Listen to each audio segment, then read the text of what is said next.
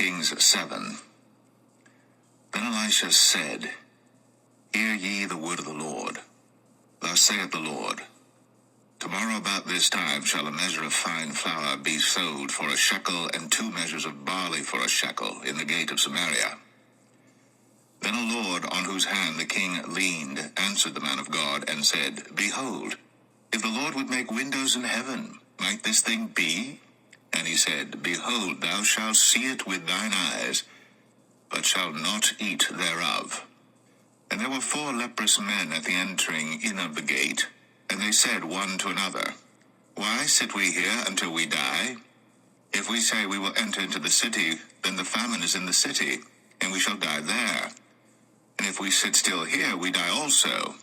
Now therefore come, and let us fall unto the host of the Syrians. If they save us alive, we shall live, and if they kill us, we shall but die. And they rose up in the twilight, to go unto the camp of the Syrians. And when they were come to the uttermost part of the camp of Syria, behold, there was no man there. For the Lord had made the host of the Syrians to hear a noise of chariots, and a noise of horses, even the noise of a great host. And they said one to another, Lo, the king of Israel hath hired against us the kings of the Hittites, and the kings of the Egyptians, to come upon us. Wherefore they arose and fled in the twilight, and left their tents and their horses and their asses, even the camp as it was, and fled for their life. And when these lepers came to the uttermost part of the camp, they went into one tent, and did eat and drink, and carried thence silver and gold and raiment, and went and hid it, and came again, and entered into another tent, and carried thence also, and went and hid it. And they said one to another, We do not well. This day is a day of good tidings, and we hold our peace. If we tarry till the morning light, some mischief will come upon us. Now therefore come, that we may go and tell the king's household. So they came and called unto the port of the city. And they told them, saying, We came to the camp of the Syrians, and behold, there was no man there, neither voice of man, but horses tied and asses tied, and the tents as they were.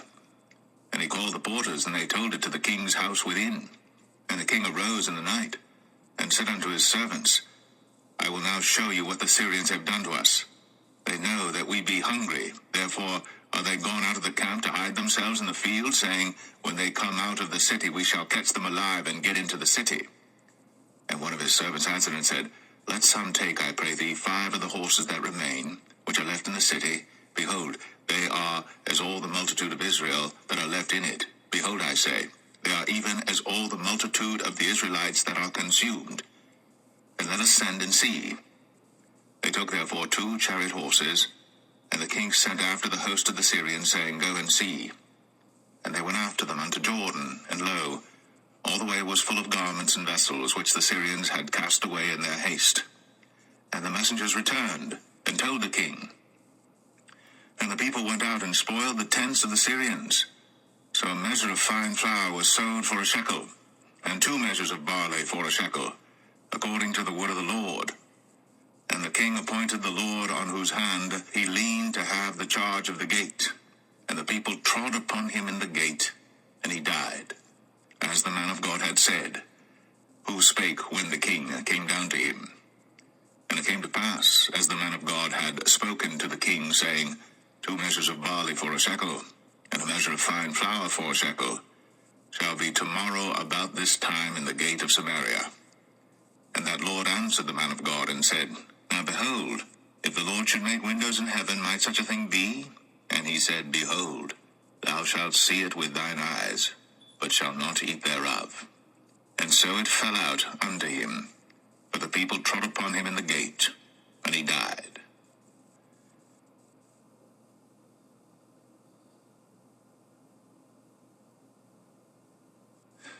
2 Kings 8.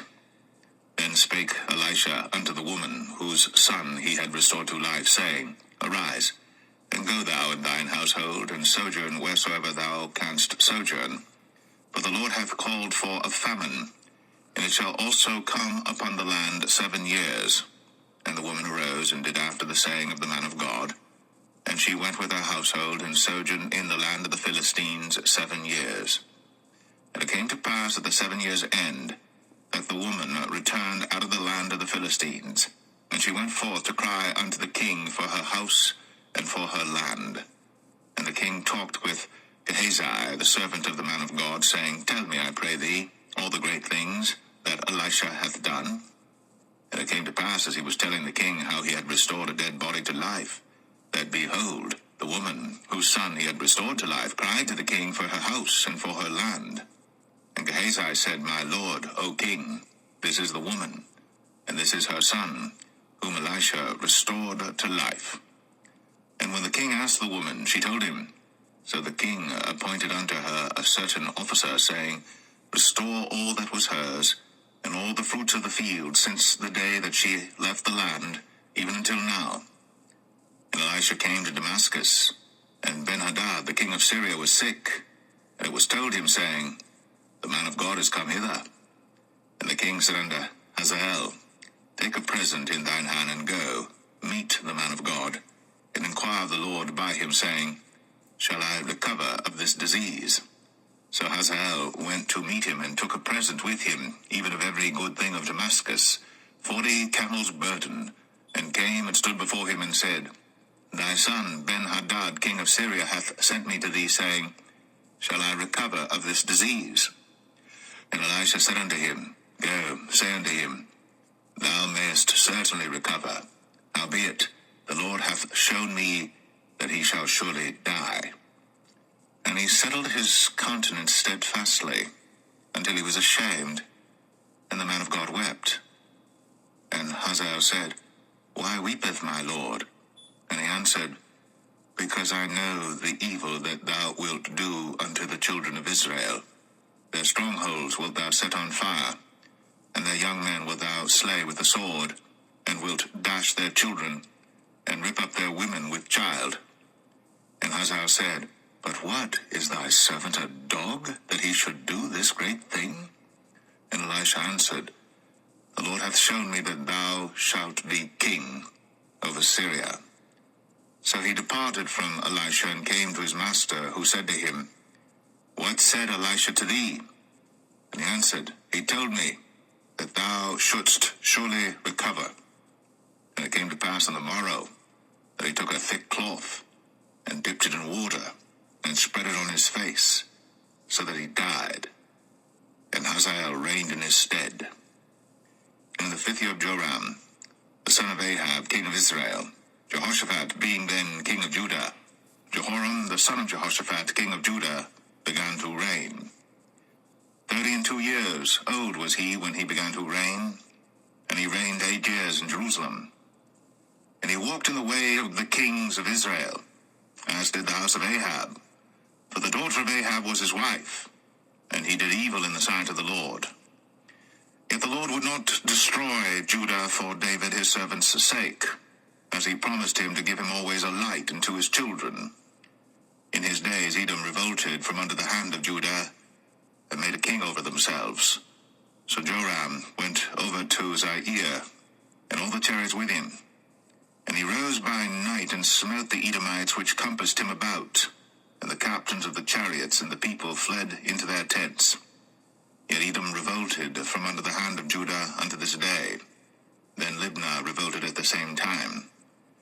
And the rest of the acts of Joram, and all that he did, are they not written in the book of the Chronicles of the kings of Judah? And Joram slept with his fathers, and was buried with his fathers in the city of David.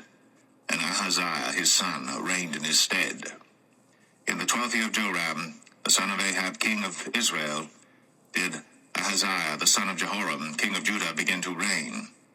22 years old was Ahaziah when he began to reign.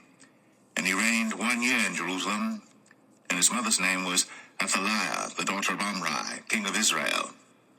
And he walked in the way of the house of Ahab, and did evil in the sight of the Lord, as did the house of Ahab. For he was the son-in-law of the house of Ahab. And he went with Joram, the son of Ahab, to the war against Hazael, king of Syria, in Ramoth-Gilead. And the Syrians wounded Joram. And King Joram went back to be healed in Jezreel of the wounds which the Syrians had given him at Ramah, when he fought against Hazael, king of Syria. And Ahaziah, the son of Jehoram, king of Judah, went down to to see Joram the son of Ahab in Jezreel because he was sick.